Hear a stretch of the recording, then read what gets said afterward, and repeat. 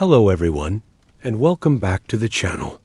Today, we are embarking on an extraordinarily extensive and deeply immersive journey into one of the most perilous, consequential, and utterly terrifying periods in the annals of modern human history, the Cuban Missile Crisis.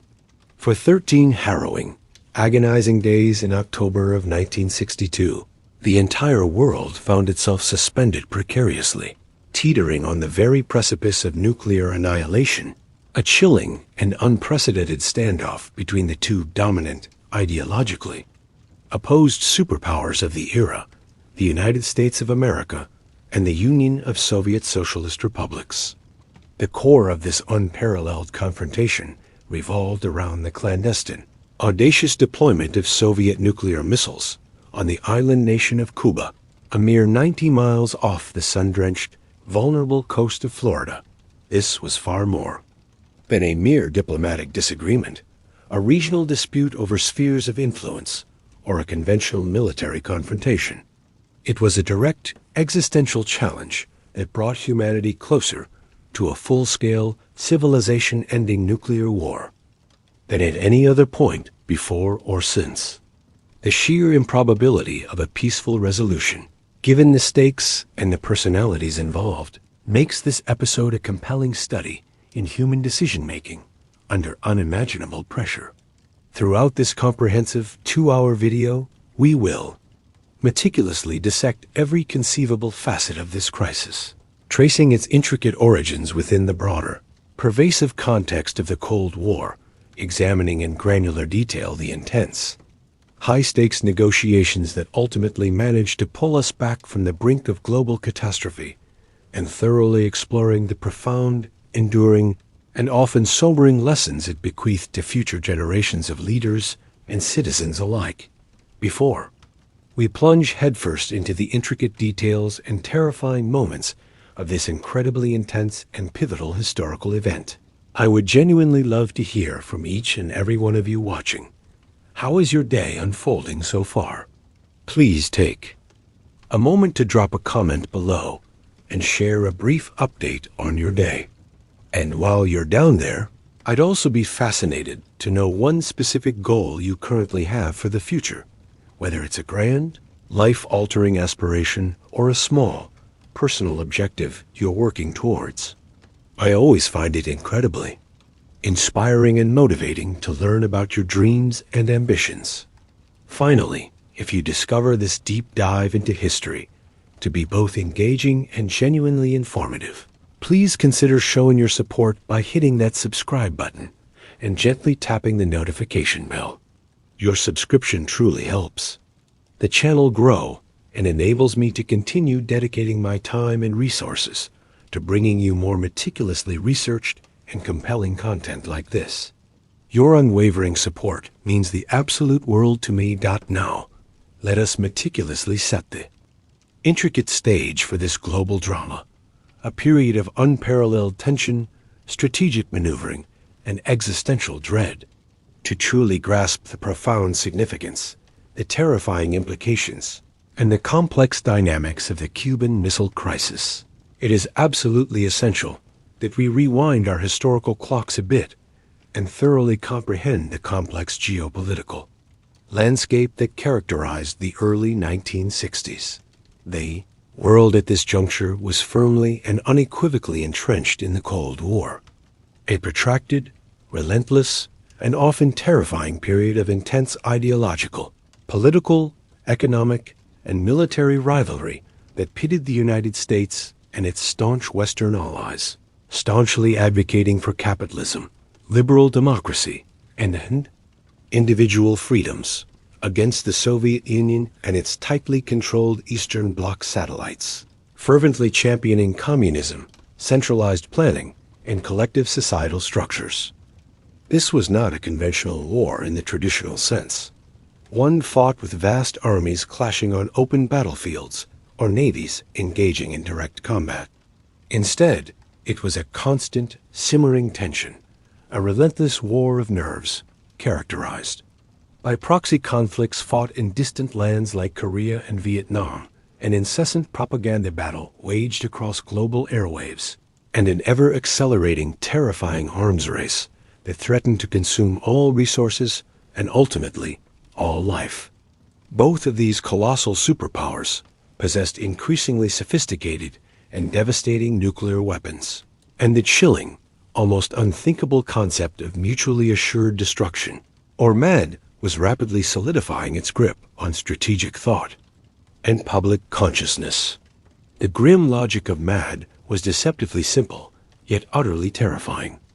If one side dared to launch a nuclear attack, the other would inevitably retaliate with its own devastating arsenal, leading to the complete and utter annihilation of both belligerents, and quite possibly the end of all human civilization. This horrifying reality was theoretically intended to serve as the ultimate deterrent, preventing either side from initiating a first strike due to the certainty of their own destruction. However, it also meant that any single misstep, any minor miscalculation, any accidental trigger, any moment of irrationality, could irrevocably spell the end of humanity as we knew it. The ideological chasm between the two blocs was vast and seemingly unbridgeable.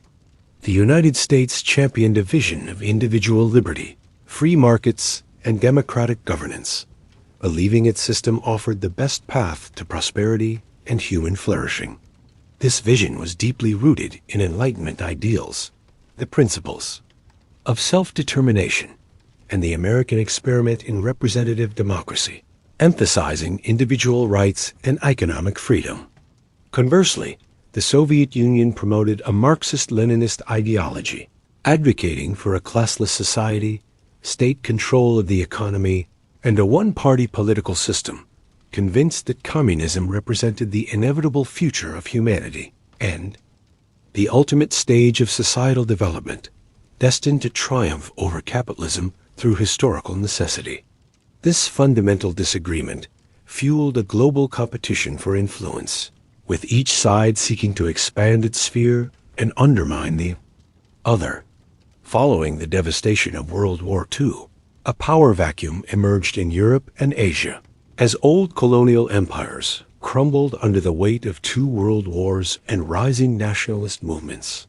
Into this void stepped the 2 superpowers, each eager to shape the post-war order in its own image.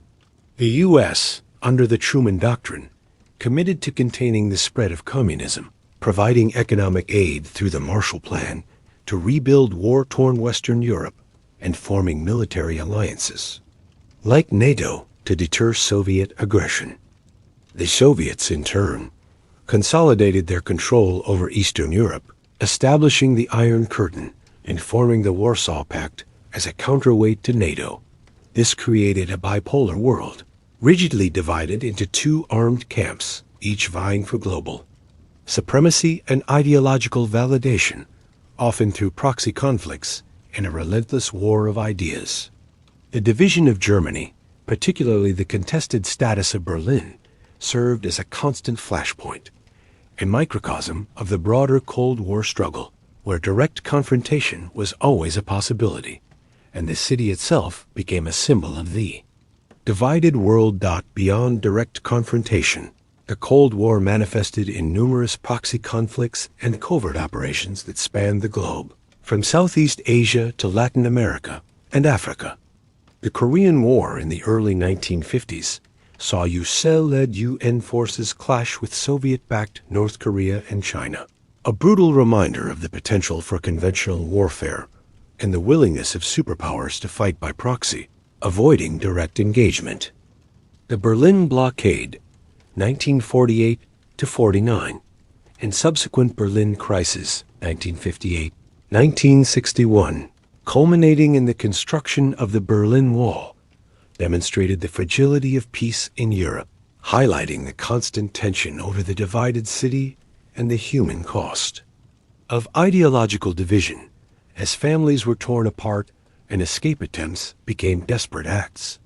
Espionage became a constant, shadowy battle, with the newly formed Central Intelligence Agency, CIA, and the formidable KGB engaged in a relentless struggle for intelligence supremacy, employing U-2 spy planes for high-altitude reconnaissance signals intelligence, SIGINT, to intercept communications, and human assets to uncover each other's secrets and sow discord within the opposing bloc.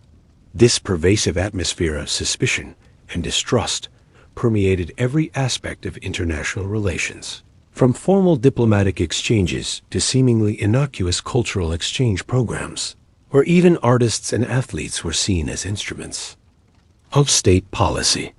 The psychological impact of the Cold War on the public was profound, particularly in the United States, where duck and cover drills became routine in schools, and families built fallout shelters in their backyards, living under the constant shadow of nuclear annihilation. Anti-communist hysteria, exemplified by McCarthyism, further fueled domestic anxieties and shaped political discourse, creating a climate of fear, conformity, and a deep-seated distrust of anything perceived as un-American, often leading to witch hunts and blacklisting of suspected sympathizers. The nuclear arms race, a relentless and terrifying competition to develop and deploy ever more powerful, numerous, and accurate weapons, was an absolutely central and defining feature of this precarious era. The United States had initiated the nuclear age with the Manhattan Project during World War II, culminating in the atomic bombings of Hiroshima and Nagasaki. However, the Soviet Union had shocked the world by detonating its first atomic bomb, Jo-1, in 1949, a full 4 years earlier than the United States had optimistically anticipated, thereby shattering America's brief but comforting nuclear monopoly and ushering in a new era of global insecurity. By the mid-1950s, both nations had successfully developed and tested hydrogen bombs, thermonuclear weapons possessing destructive power orders of magnitude greater than the atomic bombs, capable of leveling entire cities and causing widespread radioactive fallout that could render vast areas uninhabitable for generations. The strategic focus then inexorably shifted to the development of efficient, reliable, and rapid delivery systems for these apocalyptic weapons. Long-range strategic bombers, such as the American B-52 Stratofortress and the Soviet Tu-95 Bear, formed the initial backbone of their respective nuclear arsenals, capable of delivering bombs across continents and maintaining airborne alert missions, ensuring a constant threat. However, intercontinental ballistic missiles, or ICBMs, represented the ultimate prize in this deadly competition, capable of delivering nuclear warheads across vast continental distances, from one superpower's territory directly to the heartland of the other, with minimal warning time. Early ICBMs, like the American Atlas and Titan, and the Soviet R-7 Semyorka, faced significant technical challenges in terms of reliability, accuracy, and readiness, often requiring lengthy preparation times before launch. The development of submarine-launched ballistic missiles, SLBMs, such as the U.S. Polaris, added another layer of complexity, offering an almost invulnerable second strike capability, as submarines could hide deep beneath the oceans, making them difficult to detect and destroy, thus ensuring retaliation even after a devastating first strike. This concept of a nuclear triad, land-based missiles, strategic bombers, and submarine-launched missiles, became the cornerstone of U.S. deterrence strategy, aiming for survivability and retaliatory capability, thereby reinforcing the MAD doctrine and theoretically making a first strike unthinkable. The sheer destructive capacity of these arsenals meant that a full-scale exchange would result in a nuclear winter, rendering the planet uninhabitable and potentially extinguishing all complex life. In the crucial early 1960s, the United States held a significant and undeniable advantage in these long-range, land-based missiles, possessing a greater number of operational Atlas and Titan ICBMs, deployed in hardened silos or on mobile launchers. The Soviets, while possessing a massive ICBM program with their R-7, primarily relied on medium-range ballistic missiles, MRBMs, like the R-12, NATO reporting name SS-4 Sandal, and intermediate-range ballistic missiles, IRBMs, like the R-14, NATO, reporting name SS-5 Shkeen, which were highly effective against targets in Western Europe and parts of Asia, but lacked the necessary range and accuracy to reliably reach the continental United States. This perceived missile gap, though often deliberately exaggerated by the U.S. for political and budgetary reasons, was a very real and pressing concern for Soviet military strategists and political leaders who felt strategically vulnerable.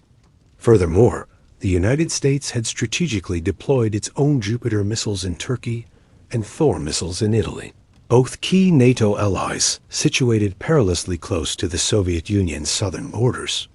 These Jupiter missiles, while technically liquid-fueled and somewhat cumbersome to launch, requiring several hours to fuel and prepare, were undeniably capable of striking Soviet territory within mere minutes of launch, thereby granting the U.S. a theoretical first-strike capability that deeply unnerved and infuriated Moscow. From the Soviet perspective, these forward-deployed missiles represented a direct, existential threat, a metaphorical dagger pointed squarely at their industrial and population centers, demanding a countermeasure to restore a semblance of strategic balance and deter a potential American first strike. The psychological impact of these missiles on Soviet leadership cannot be overstated. They felt encircled and exposed, a feeling that fueled Khrushchev's audacious plan. Against this volatile backdrop of pervasive global tension, an escalating nuclear arms race, and a precarious balance of power, a dramatic and transformative revolution was simultaneously unfolding just 90 miles off the coast of Florida.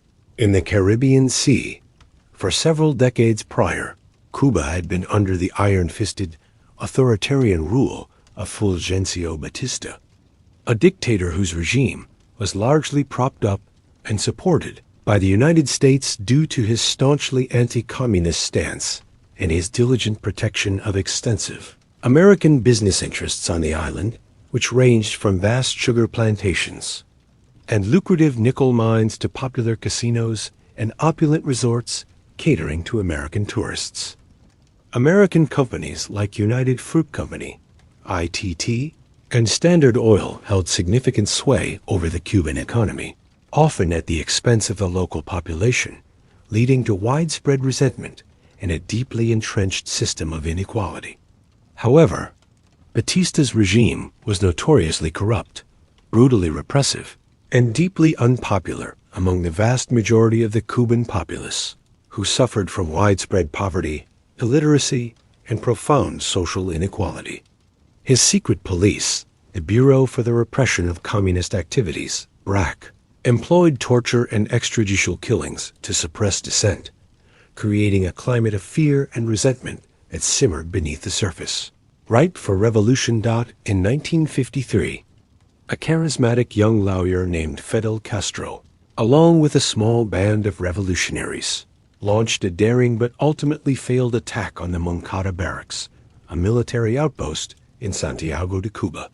This audacious act, though unsuccessful in its immediate goal, brought him national attention and marked the symbolic beginning of his revolutionary movement. After a period of imprisonment and subsequent exile in Mexico, Castro, accompanied by his brother Raul and the iconic Argentine revolutionary Che Guevara, returned to Cuba aboard the yacht Granma in December 1956, initiating a protracted and increasingly successful guerrilla war from the rugged Sierra Maestra Mountains. Their 26th of July movement gradually garnered widespread popular support from the peasantry, urban workers, and disillusioned middle class who yearned for social justice, land reform, and an end to corruption. By January 1, 1959, Batista, facing inevitable defeat and a crumbling military, fled the country, allowing Castro's triumphant forces to march unopposed into Havana, greeted by jubilant crowds celebrating the dawn of a new era. Initially, the United States adopted a cautious wait-and-see approach to Castro's nascent revolutionary government. Many American officials, including some within the State Department, and even Vice President Richard Nixon, harbored initial hopes that Castro might evolve into a democratic reformer, perhaps even a Latin American version of Yugoslavia's Tito, a communist leader independent of Moscow and amenable to Western influence.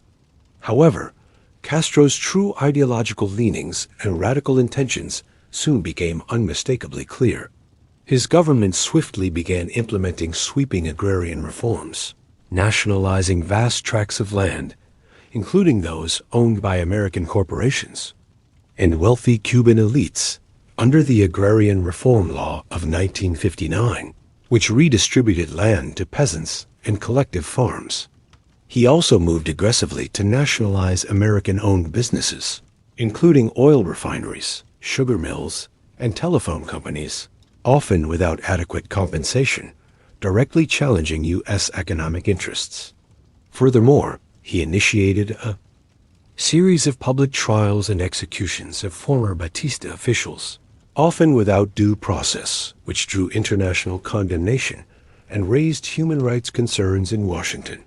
These actions directly challenged deeply entrenched U.S. economic interests and its long-standing political and economic dominance in the region, which Washington had historically viewed as its exclusive sphere of influence. As diplomatic relations rapidly soured, the United States responded by imposing an increasingly stringent economic embargo on Cuba, effectively cutting off its primary market for sugar, its most vital export, and its traditional source of manufactured goods, spare parts, and technological expertise.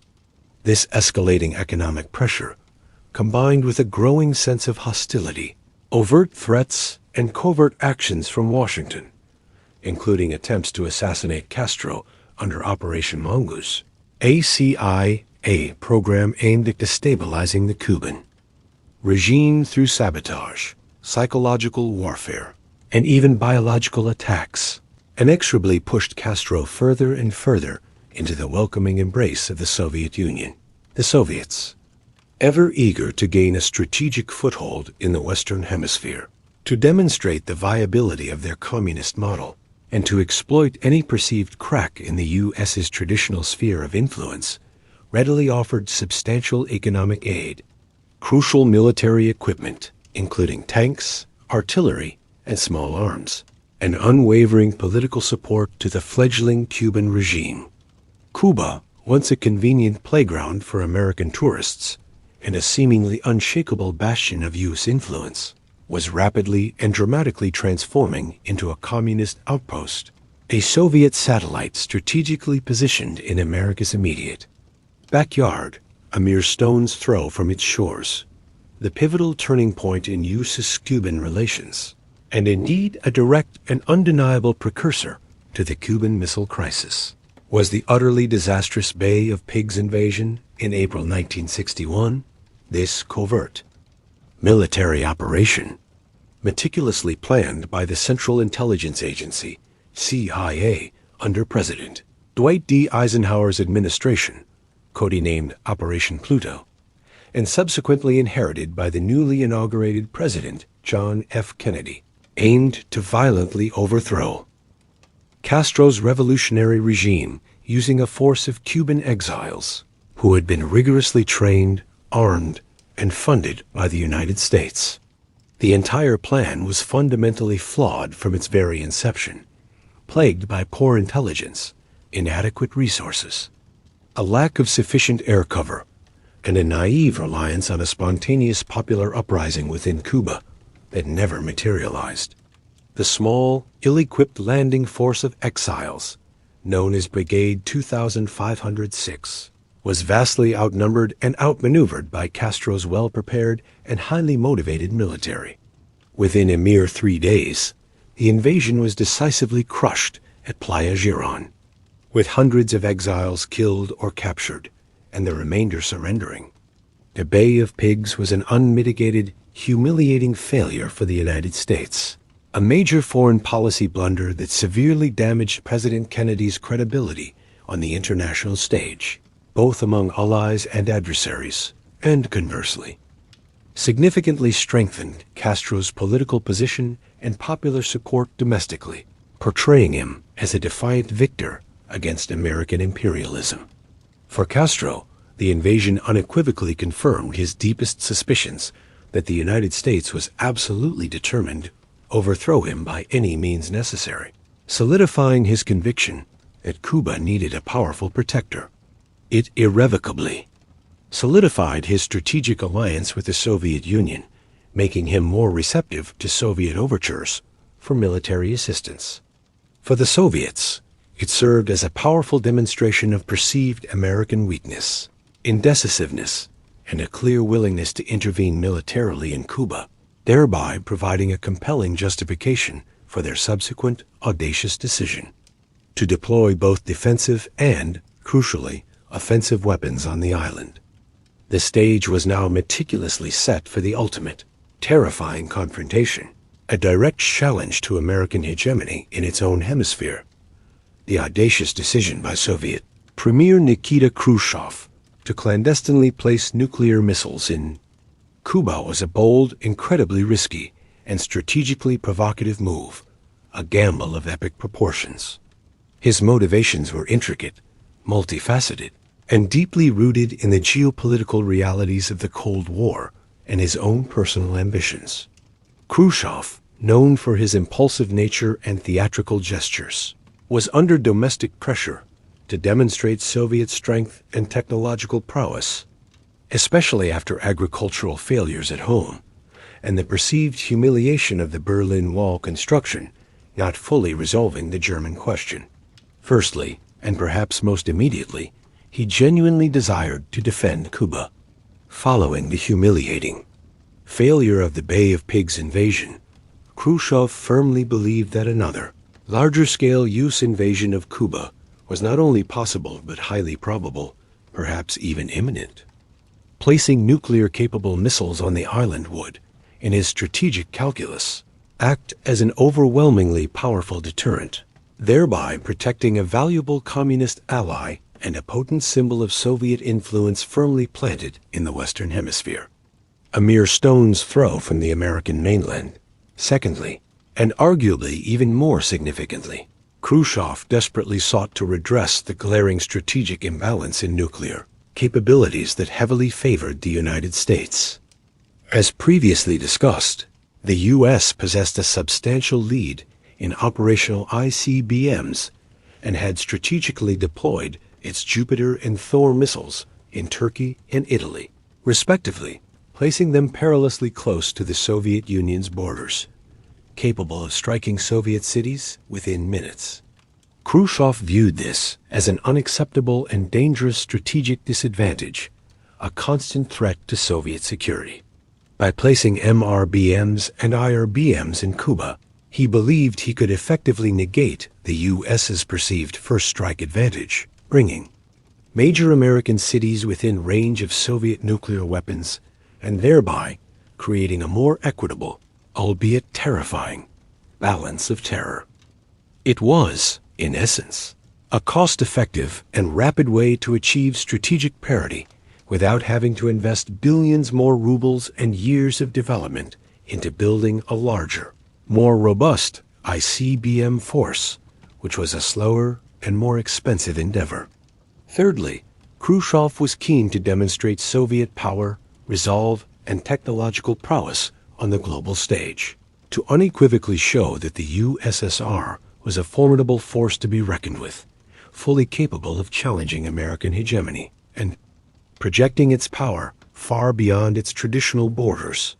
He also harbored the belief that President Kennedy, having stumbled so badly at the Bay of Pigs and being relatively new to the presidency, might be perceived as weak, indecisive, and therefore more likely to back down when faced with a direct, audacious challenge. This personal assessment of Kennedy's resolve played a significant role in his decision-making, a miscalculation that would prove nearly fatal. The entire operation to transport and deploy these highly sensitive missiles codenamed Anadir by the Soviets, was executed with an extraordinary degree of secrecy, deception, and logistical ingenuity, a monumental undertaking. The plan was conceived by Khrushchev and Marshal Rodion Malinovsky, the Soviet Minister of Defense, with Marshal Sergei Beryozov overseeing the operational details. Soviet merchant ships, meticulously disguised as civilian cargo vessels carrying agricultural machinery, timber, or other innocuous goods, transported a vast array of military hardware across the Atlantic Ocean, navigating through international shipping lanes. This included not only 42 medium-range ballistic missiles, MRBMs, R-12 SS-4, and 24 intermediate-range ballistic missiles, IRBMs, R-14 SS-5, but also their associated nuclear warheads, which were transported separately for security reasons. Additionally, 42 Ilyushin Il-28 bombers, capable of carrying nuclear bombs, MiG fighter jets for air defense, surface-to-air missile, SAM batteries, coastal defense cruise missiles, and tens of thousands of Soviet troops, military technicians, and construction personnel, estimated at over 40,000, were secretly moved to Cuba. The sheer scale and complexity of the operation were immense, involving a massive logistical effort to move such sensitive and dangerous equipment across vast distances without detection by sophisticated American intelligence assets, which were constantly monitoring Soviet shipping. The Soviets went to elaborate lengths to conceal the true nature of their cargo, even constructing false decks on ships to hide the distinctive shapes of the missiles and their launchers, and ordering crew members to remain below deck when passing through areas where they might be observed. Once in Cuba, the missile sites themselves were constructed with astonishing speed, often under the cloak of darkness and disguised as agricultural or industrial facilities, with the explicit aim of making them fully operational before the United States could possibly discover their presence. Khrushchev gambled that by the time the U.S. intelligence apparatus uncovered the truth, the missiles would be fully armed and ready to fire, thereby presenting Washington with an irreversible fate. Accompli, a strategic reality that would be too late to reverse without catastrophic consequences. Castro, initially hesitant about the deployment of offensive weapons, eventually agreed, viewing them as essential for Cuba's defense against a perceived imminent U.S. invasion and a symbol of Soviet commitment. Such an immense and sensitive secret, involving thousands of personnel and massive construction, could not possibly be maintained indefinitely, despite the elaborate deception. The United States had been conducting regular U-2 spy plane flights over Cuba since the aftermath of the Bay of Pigs invasion, meticulously monitoring Soviet and Cuban military activity on the island. These high-altitude reconnaissance flights were equipped with state-of-the-art photographic equipment capable of capturing incredibly detailed images from the stratosphere, far above the reach of conventional anti-aircraft fire. While there had been earlier intelligence reports of increased Soviet shipping to Cuba and the presence of SAM sites, the crucial evidence of offensive missiles remained elusive, partly due to persistent cloud cover over the island and partly due to the effectiveness of Soviet camouflage techniques.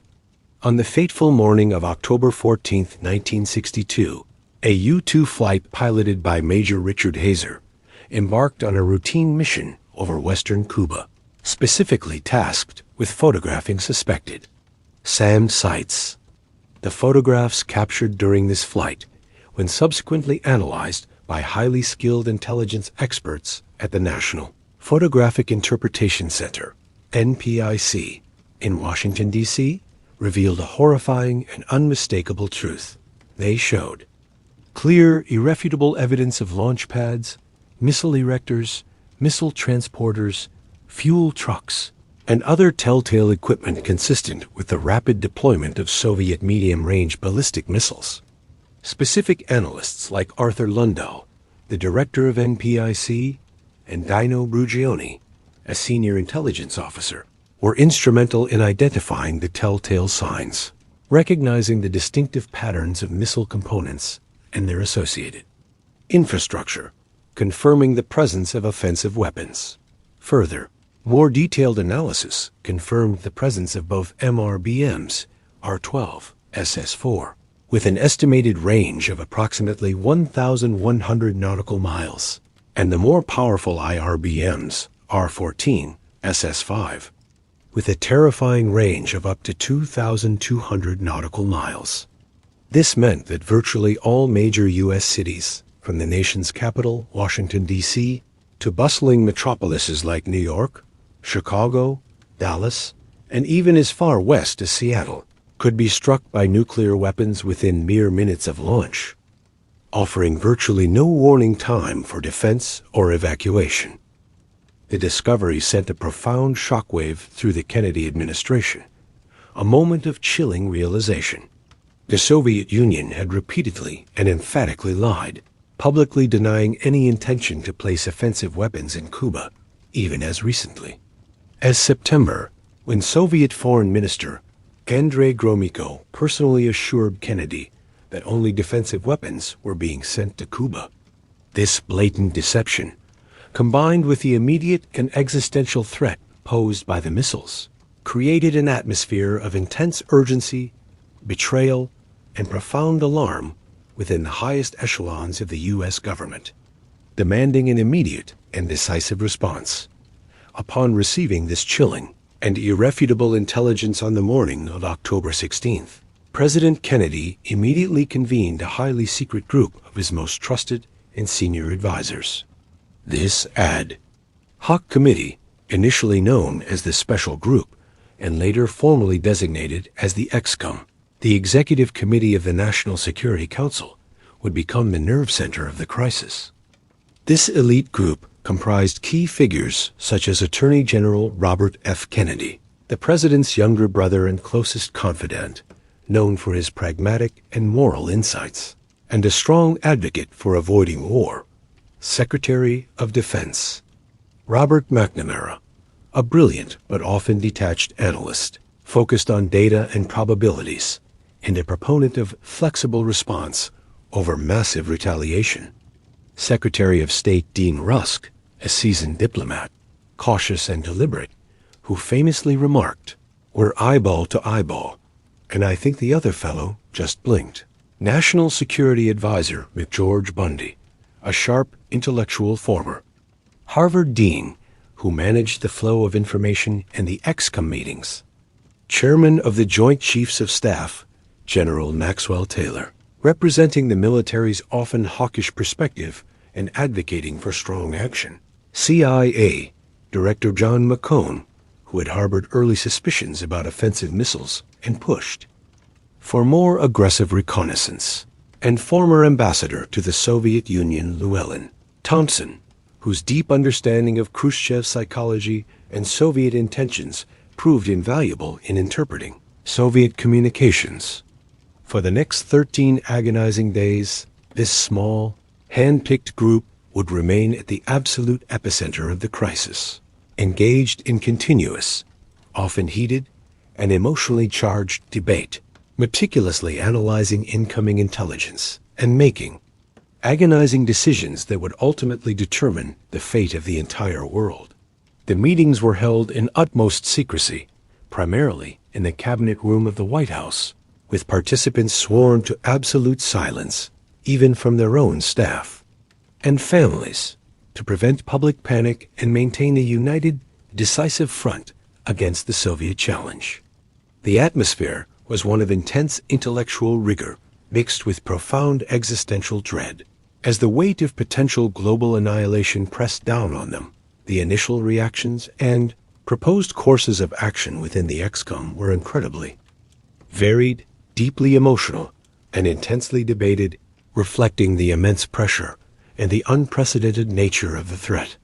The stakes were unimaginably high, and the psychological pressure on each individual was immense, knowing that a wrong decision could lead to global catastrophe.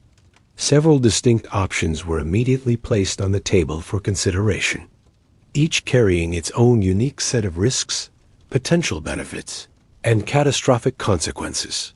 One prominent option, strongly advocated by the military leadership, was a full-scale airstrike, often referred to as a surgical strike, specifically aimed at destroying the missile sites before they could become fully operational.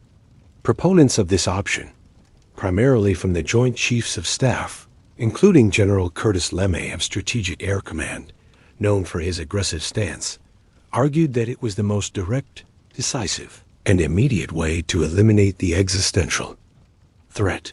They believed that a swift, overwhelming blow would demonstrate American resolve and remove the missiles before they could pose a direct threat. However, there were significant and deeply troubling concerns raised by others in the ExComm, particularly Secretary McNamara. Intelligence was not precise enough to guarantee that all missile sites, including mobile launchers or hidden warhead storage facilities, would be successfully destroyed in a single strike. Even a single surviving missile, if launched, could inflict unimaginable devastation on an American city. Furthermore, an airstrike would almost certainly result in the deaths of numerous Soviet military personnel, which would unequivocally constitute an act of war and could trigger an immediate and potentially overwhelming Soviet retaliation, possibly escalating rapidly to a full-scale nuclear exchange.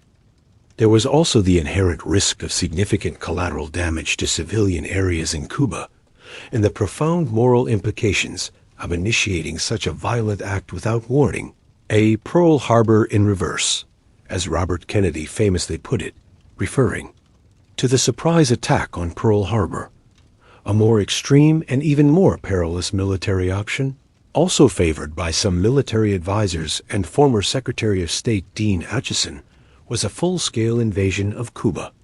This would entail a massive, multi-pronged land, sea, and air assault, meticulously designed not only to remove the missiles, but also to overthrow Castro's communist regime and eliminate all Soviet presence from the island. While this option would definitively eliminate the missile threat and achieve a long-standing U.S. foreign policy goal, it carried even greater and more immediate risks. An invasion would undoubtedly lead to heavy casualties on both the American and Cuban Soviet sides, potentially bogging down U.S. forces in a prolonged guerrilla war. Crucially, it was almost certain to provoke a direct and forceful Soviet military response, possibly in a vulnerable flashpoint like West Berlin, which was a constant source of tension, or even a direct nuclear attack on the United States or its allies.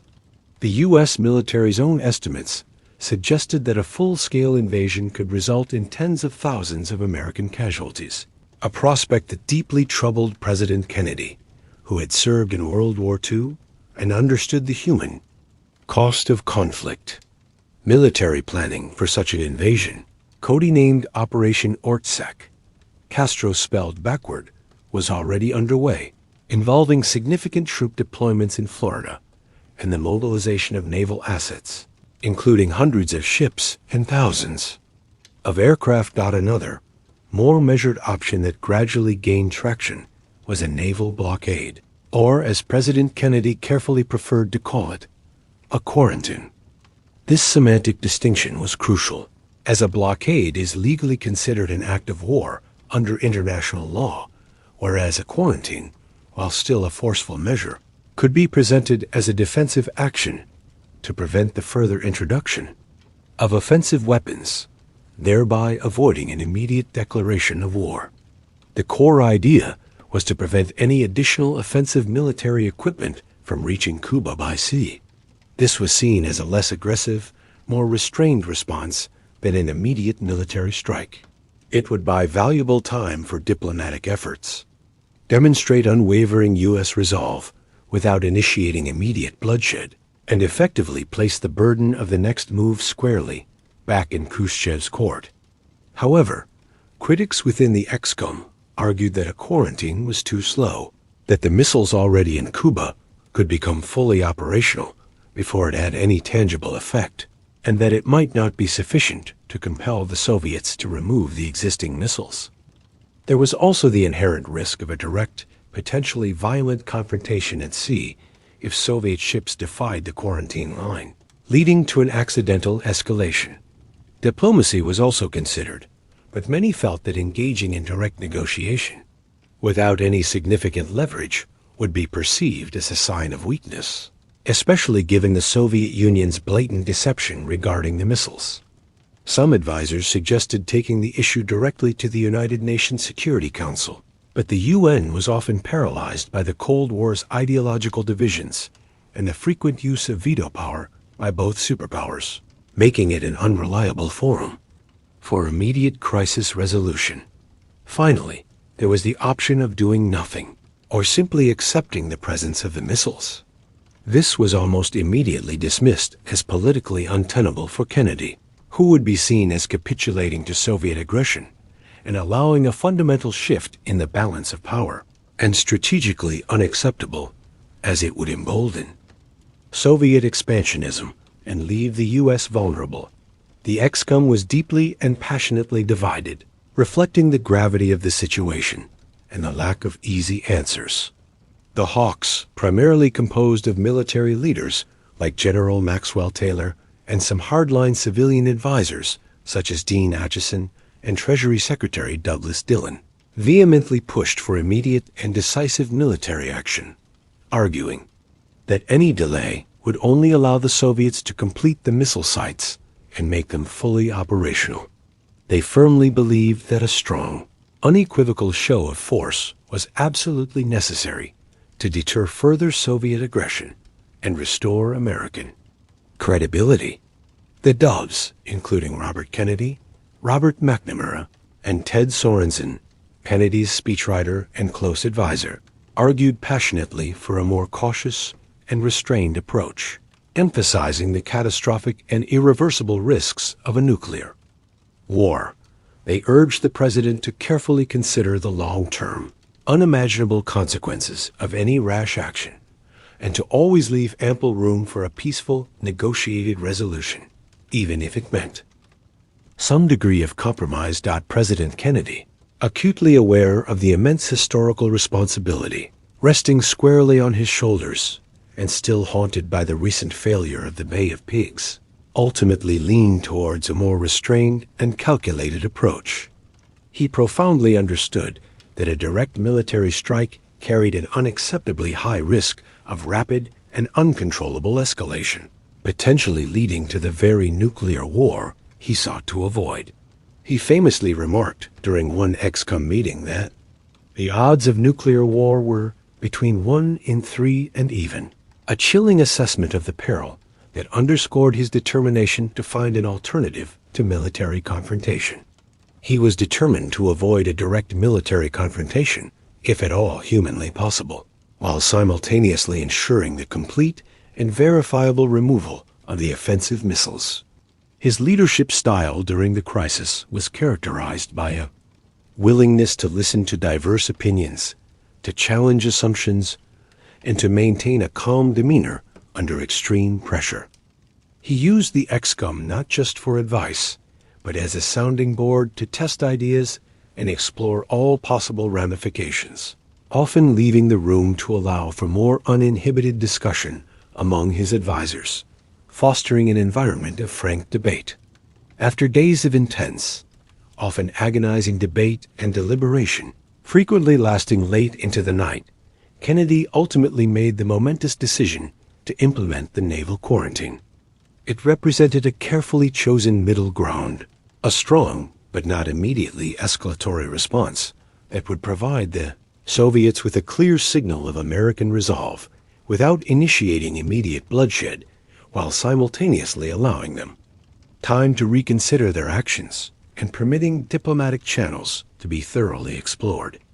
It was a calculated risk, designed to force Khrushchev's hand without forcing him into a corner from which he could not retreat, offering him an off-ramp from the crisis. On the evening of October 22, 1962, at 7 p.m. Eastern Time, President Kennedy addressed a stunned nation and a terrified world in a solemn, televised speech from the Oval Office that sent shivers down spines across the globe. His voice was grave, his demeanor resolute, as he publicly announced the irrefutable discovery of offensive nuclear missile sites in Cuba and declared the immediate implementation of a strict naval quarantine around the island. He unequivocally stated that any ship attempting to breach the quarantine line with offensive military equipment would be turned back by force if absolutely necessary, and that the U.S. Navy was prepared to enforce this. He made it abundantly clear that the United States would not, under any circumstances, tolerate the continued presence of these missiles and demanded their immediate, unconditional removal. He issued a chilling warning to Premier Khrushchev, stating that any nuclear missile launched from Cuba against any nation in the Western Hemisphere would be regarded as an attack by the Soviet Union on the United States, thereby requiring a full and devastating retaliatory response against the Soviet Union itself. The entire world held its collective breath, gripped by an unprecedented sense of fear and uncertainty, as the reality of nuclear war seemed closer than ever before. International reaction to Kennedy's announcement was immediate, widespread, and varied. Key U.S. allies in NATO and the Organization of American States, OAS, largely rallied behind Kennedy, expressing solidarity and understanding the gravity of the threat, though some, like French President Charles de Gaulle, expressed skepticism about U.S. intelligence or the chosen course of action, while others, like British Prime Minister Harold Macmillan, offered unwavering support. The OAS, in a unanimous vote, endorsed the quarantine, providing crucial regional legitimacy and demonstrating hemispheric unity against the Soviet presence. The United Nations Security Council quickly became a forum for heated and dramatic debate, with U.S. Ambassador Adlai Stevenson famously confronting his Soviet counterpart, Valerian Zorin, with undeniable photographic evidence of the missiles, asking him directly, "I am prepared to wait for your answer until hell freezes over." A powerful moment of diplomatic theater that exposed Soviet deception on the world stage. The Soviet Union, predictably, vehemently denounced the quarantine as an illegal act of aggression and a blatant violation of international law, reiterating their false claims that only defensive weapons were present in Cuba and accusing the U.S. of warmongering and violating Cuban sovereignty.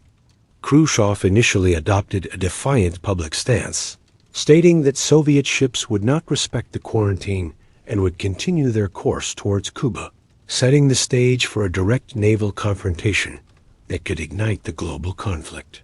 Subsequent few days, from October 23rd to October 27th, were arguably the most tense and perilous of the entire crisis. Soviet ships, some confirmed to be carrying military cargo, continued to steam inexorably towards the quarantine line, testing American resolve.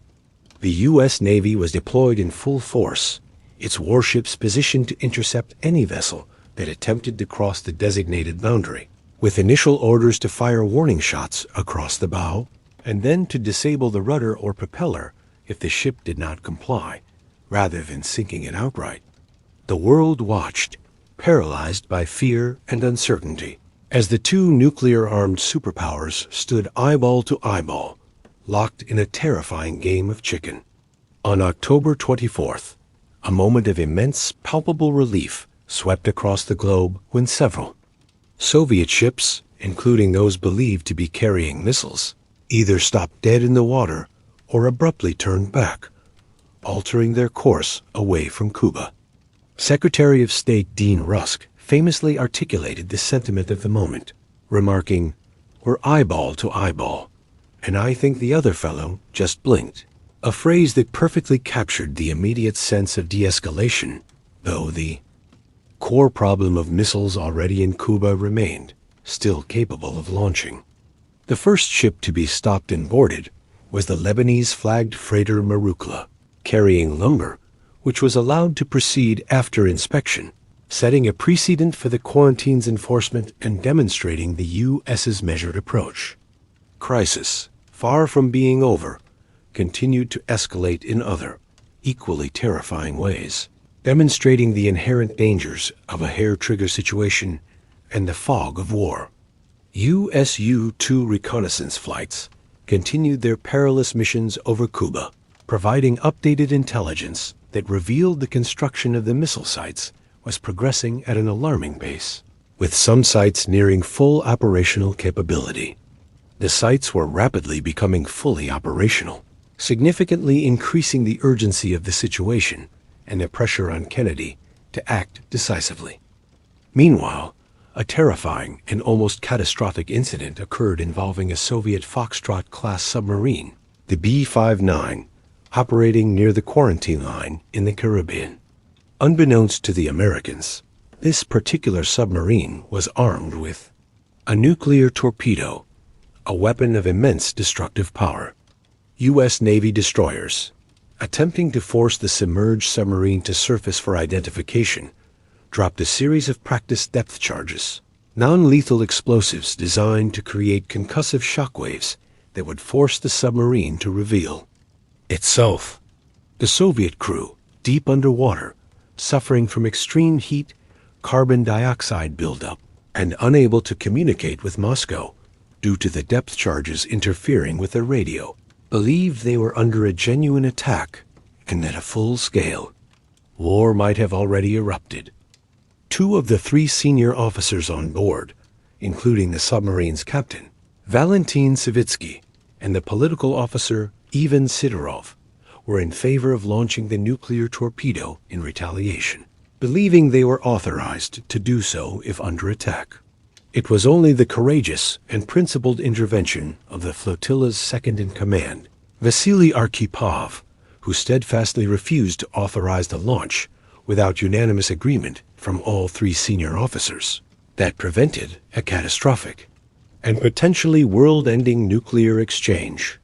Archipov's calm reasoning and insistence on protocol, despite the extreme duress, averted what could have been the spark for global war.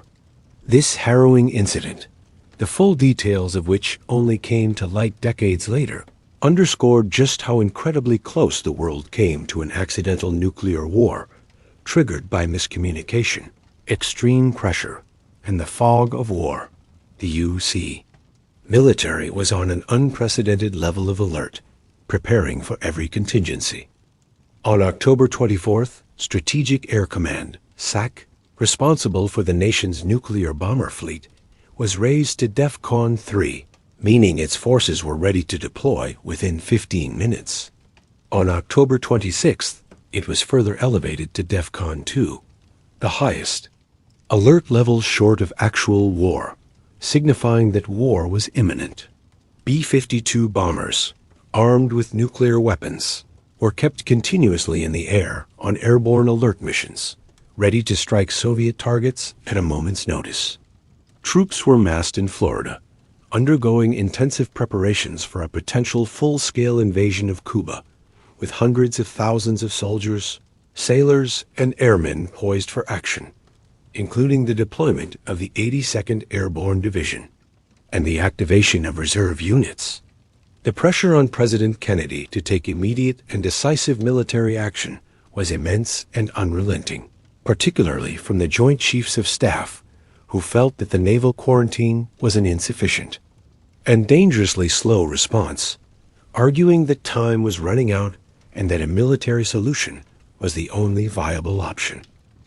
Black Saturday, October 27, 1962, is universally regarded by historians as the single most dangerous day of the entire crisis, a day when the world truly stood on the precipice of nuclear Armageddon. The day began with a series of alarming and rapidly escalating developments that pushed the world to the very brink of nuclear catastrophe. First, a U.S. U-2 spy plane, piloted by Major Rudolph Anderson, was tragically shot down over Cuba by a Soviet-supplied surface-to-air missile, SAM. Major Anderson was killed instantly, the only combat fatality of the crisis. This was a direct, undeniable act of aggression against the United States, and it immediately raised the terrifying specter of direct military retaliation. The Joint Chiefs of Staff vehemently pressed Kennedy for an immediate, retaliatory airstrike on the SAM sites in Cuba, arguing that a failure to respond forcefully would be perceived as a sign of weakness and embolden the Soviets.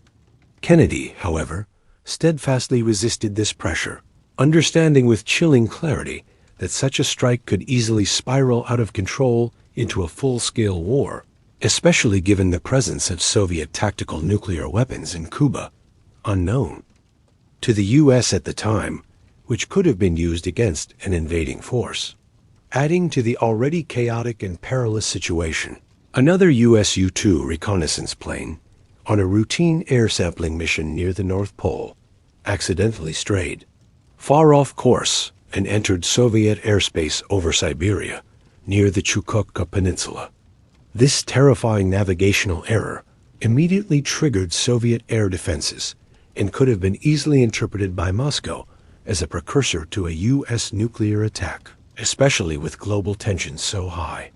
U.S. fighter jets, armed with nuclear air-to-air missiles, were scrambled from Alaska to intercept the errant U-2, further heightening the already unbearable tension and demonstrating the hair-trigger nature of the global military posture. The pilot of the U-2, Major Charles Maltzby, narrowly escaped being shot down by Soviet MiGs, a near miss that underscored the extreme fragility of the situation and the potential for accidental war amidst this rapidly escalating military tension and the palpable fear of imminent war. Two crucial and seemingly contradictory messages arrived from Soviet Premier Nikita Khrushchev. The first letter, received by the White House on the evening of October 26th, was long, emotional, and somewhat rambling in tone, written in Khrushchev's own hand. In it, Khrushchev offered a potential path to de-escalation. He proposed to remove the offensive missiles from Cuba if the United States would publicly pledge not to invade Cuba. This was a glimmer of hope, a potential diplomatic opening, suggesting a way out of the impasse. However, the very next day, October 27th, a second, much harder line letter arrived. This one broadcast publicly on Radio Moscow, indicating it was intended for a wider audience and perhaps reflecting pressure from hardliners within the Kremlin, who were critical of Khrushchev's perceived softness. This second letter added a new, more difficult, and politically sensitive demand. In addition to the non-invasion pledge, Khrushchev now explicitly demanded that the United States remove its Jupiter missiles from Turkey, a direct quid pro quo that would be humiliating for the U.S. to accept publicly and could strain NATO alliances.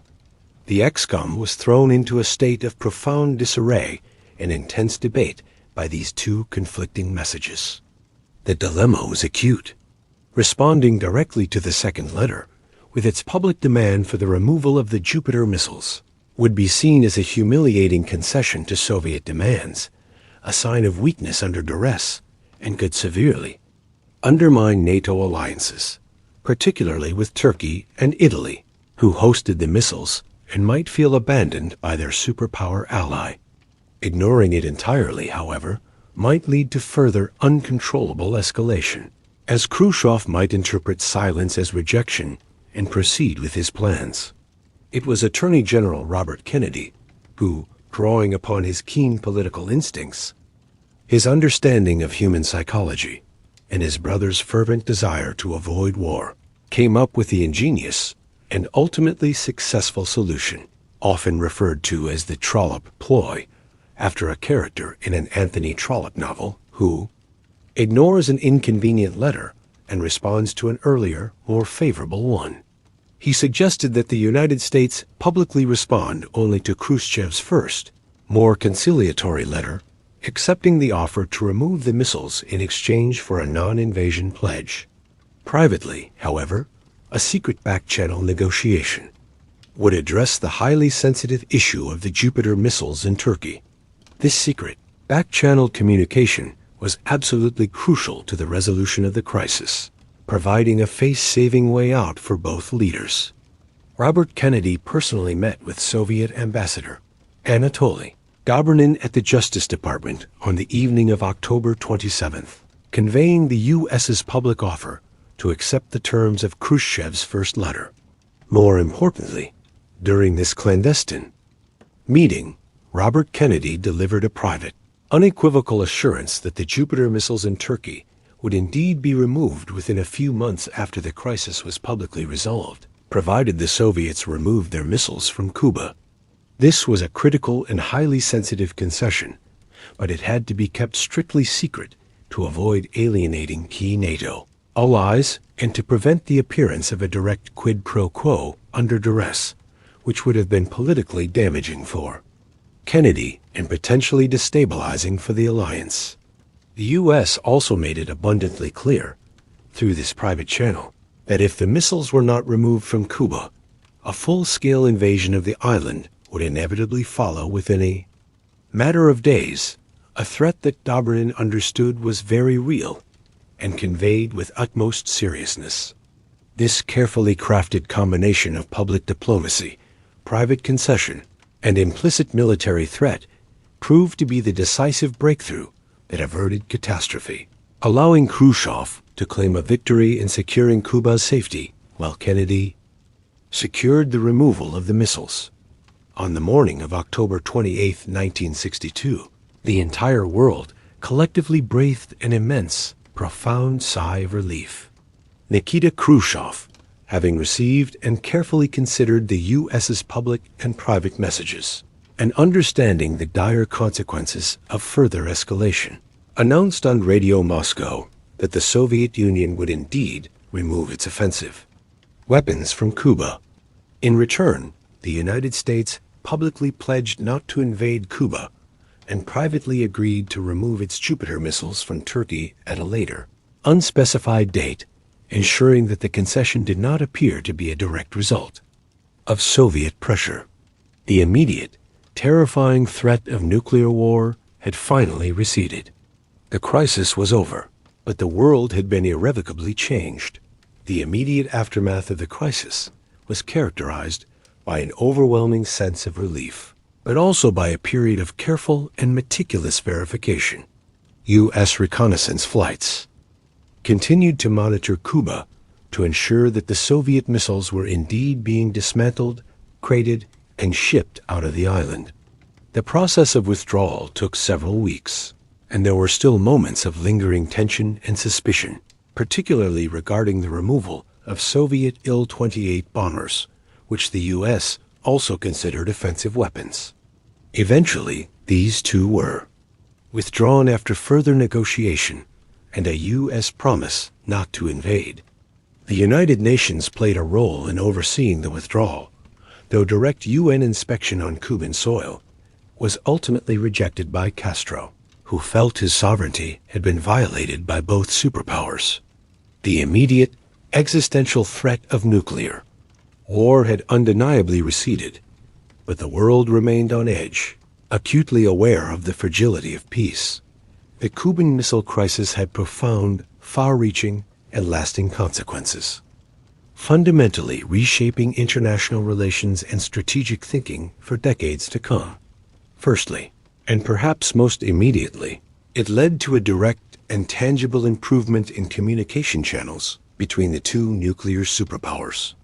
Both President Kennedy and Premier Khrushchev had been deeply shaken and terrified by how perilously close they had come to an accidental war, largely due to miscommunication, miscalculation, and the lack of a reliable direct link.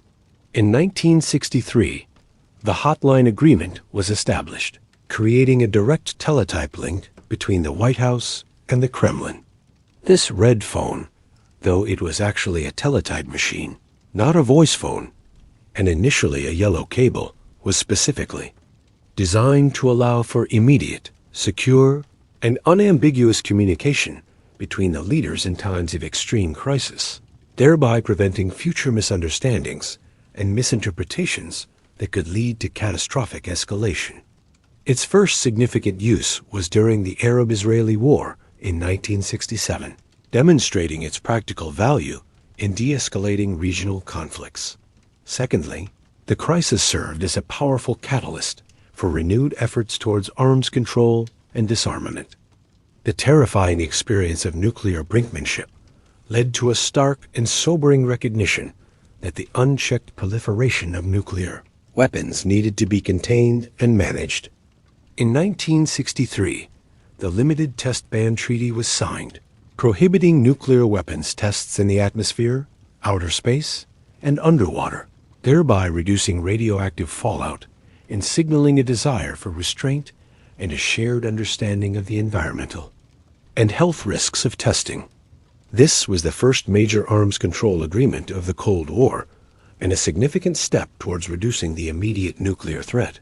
It was subsequently followed by the Nuclear Non-Proliferation Treaty, NPT, in 1968, a landmark agreement aimed at preventing the spread of nuclear weapons, technology to non-nuclear states while committing existing nuclear powers to disarmament, albeit slowly. These treaties paved the way for later strategic arms limitation talks, SALT, and strategic arms reduction treaties, START, which sought to cap and then reduce the number of nuclear weapons, creating a framework for managing the nuclear arsenals. Thirdly, the crisis marked a subtle but significant shift in the overall tone and conduct of U.S.-Soviet relations. While the Cold War certainly continued and ideological competition remained fierce, there was a discernible period of détente in the years that followed, a relaxation of tensions, and a greater willingness to engage in dialogue and cooperation. On certain issues, particularly those related to nuclear safety and arms control, both sides had stared directly into the abyss of nuclear annihilation and had emerged with a shared, grim understanding of the imperative of avoiding direct military confrontation. There was a greater emphasis on diplomatic solutions, a more cautious approach to proxy conflicts, and a recognition of shared interests in preventing global catastrophe. The concept of mutually assured destruction, MAD, became even more firmly entrenched in strategic doctrine, serving as a grim but effective deterrent, ensuring that neither side could launch a first strike without guaranteeing its own destruction. For Cuba, the crisis had complex and mixed outcomes. Fidel Castro felt a profound sense of betrayal by Khrushchev, who had made the deal with the United States without any prior consultation or input from the Cuban leadership, viewing it as a unilateral decision by Moscow that disregarded Cuban sovereignty and left Cuba vulnerable. Cuba remained isolated from the United States, subject to the ongoing and crippling economic embargo, which continues to this day, and became even more deeply dependent on Soviet economic aid and military support for its survival and development. The non-invasion pledge, while a relief from immediate military threat, also meant that Cuba's revolutionary path was largely set, albeit under the shadow of Soviet patronage, and its sovereignty remained constrained by the realities of superpower. Politics. For the individual leaders involved, the crisis had significant and lasting impacts on their legacies. John F. Kennedy's handling of the crisis was widely praised, both domestically and internationally. He was seen as a strong, decisive, and remarkably cool-headed leader who had skillfully navigated the world away from catastrophe through a combination of firmness and flexibility, demonstrating a willingness to compromise while standing firm on core principles. His reputation and political standing soared, solidifying his image as a capable statesman who had averted Armageddon.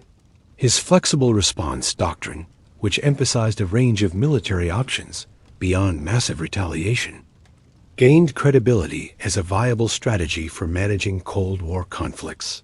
For Nikita Khrushchev, the outcome was more complex and ultimately less favorable. While he had achieved his primary goal of securing a non-invasion pledge for Cuba and the secret removal of the Jupiter missiles, his public retreat and perceived capitulation were viewed by some hardliners within the Soviet Union as a humiliation and a sign of weakness. a strategic blunder that undermined Soviet prestige. This, combined with other domestic policy failures, agricultural shortcomings, and a growing dissatisfaction with his leadership style, contributed significantly to his eventual ousting from power in October 1964, just 2 years after the crisis. Replaced by Leonid Brezhnev, the Cuban Missile Crisis remains an incredibly powerful and enduring historical lesson, a stark reminder of the fragility of peace and the immense dangers inherent in the possession and potential use of nuclear weapons. It unequivocally demonstrated the critical importance of clear, unambiguous communication, meticulous intelligence gathering, careful and nuanced diplomacy, and a steadfast commitment to de-escalation in times of extreme crisis. It highlighted the terrifying reality that the fate of humanity can, at times, hang by the thinnest of threads, dependent on the wisdom, restraint, and courage of a handful of individuals, and that the consequences of miscalculation, hubris, or accidental triggers can be utterly catastrophic and irreversible. It showed that even in the darkest and most terrifying moments, when the world seems on the very verge of collapse, a path to peaceful resolution can still be found through patient negotiation, a willingness to compromise, and a shared understanding of the existential stakes. The profound legacy of those 13 agonizing days, the paramount importance of discreet back-channel diplomacy, the inherent dangers of nuclear brinkmanship, the absolute necessity of avoiding direct military confrontation, and the critical role of empathy and understanding an adversary's perspective continue to profoundly inform strategic thinking, international relations theory, and global security policies to this very day. It is a historical narrative that compels us to reflect, to learn, and to strive for a future where such a terrifying confrontation never again threatens the existence of our civilization. The crisis also serves as a chilling reminder of the role of sheer luck and the actions of individuals like Vasily Arkhipov, whose decisions, unknown to the world at the time, prevented a global catastrophe. It underscores that even with the best intentions, the mechanisms of war can take on a life of their own, making human judgment and restraint the ultimate safeguards against self-destruction. The crisis also highlighted the dangers of misperception and mirror imaging, where each side assumes the other thinks exactly like them, leading to dangerous miscalculations. It taught the world that in a nuclear age, victory is an obsolete concept, and survival depends on mutual understanding and a shared commitment to avoiding the unthinkable. The events of October 1962 serve as a timeless case study in international crisis management, studied by diplomats, military strategists, and political scientists worldwide, offering invaluable insights into the complexities of power, deterrence, and the human element in global affairs. The crisis also underscored the importance of presidential control over military actions, as Kennedy had to actively rein in some of his more aggressive military advisors, demonstrating the critical need for civilian oversight of the military, especially when nuclear weapons are involved. The psychological toll on the decision-makers, particularly President Kennedy, was immense, as they grappled with the weight of potentially ending human civilization. This personal burden, often overlooked, is a crucial aspect of understanding the crisis. The crisis also led to a greater appreciation for intelligence gathering and analysis, as the initial discovery and subsequent monitoring of the missile sites were pivotal. It highlighted the need for diverse sources of intelligence and careful interpretation to avoid errors that could lead to war. The world learned that even in the most extreme circumstances, communication, even through indirect channels, is paramount. The Cuban Missile Crisis stands as a stark, enduring monument to the dangers of the nuclear age and the absolute necessity of diplomacy and restraint. It remains a powerful testament to the fact that even when faced with seemingly insurmountable odds and the gravest of threats, human ingenuity, courage, and a shared desire for survival can prevail over the forces of destruction. The legacy of those 13 days continues to shape our understanding of international security, reminding us that vigilance, dialogue, and a commitment to peace are not merely ideals, but essential prerequisites for the continued existence of humanity. The crisis also prompted a re-evaluation of strategic doctrine, moving away from a sole reliance on massive retaliation towards a more nuanced, flexible response that allowed for a range of options short of nuclear war. This shift acknowledged the need for conventional military capabilities to address conflicts without immediately resorting to nuclear threats.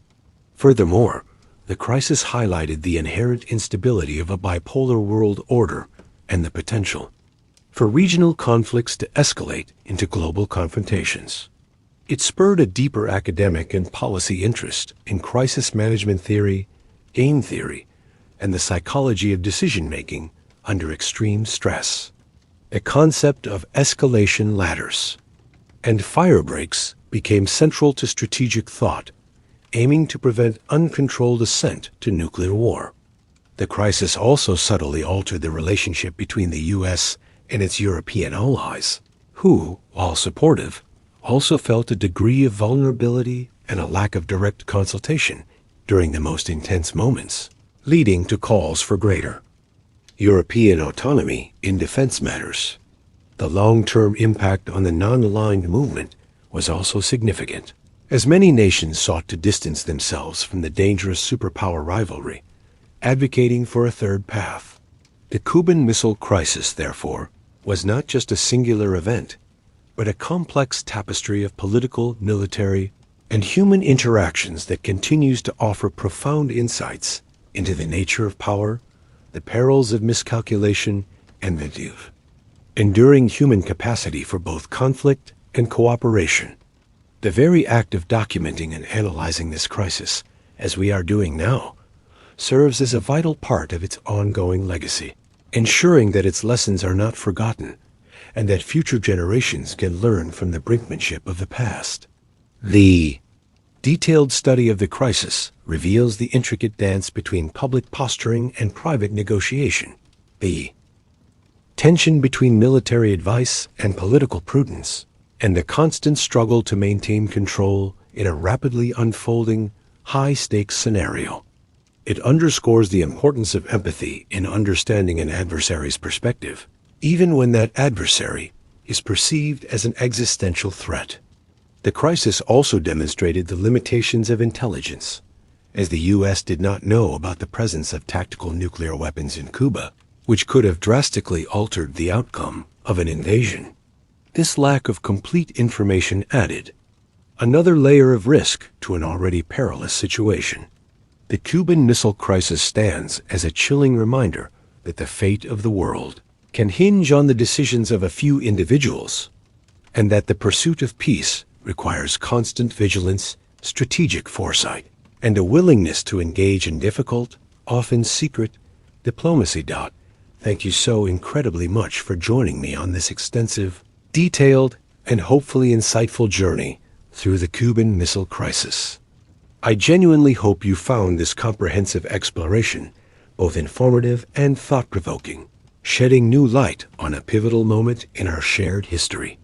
Remember, I'd still love to hear how your day is unfolding and what specific future goal you're currently working towards.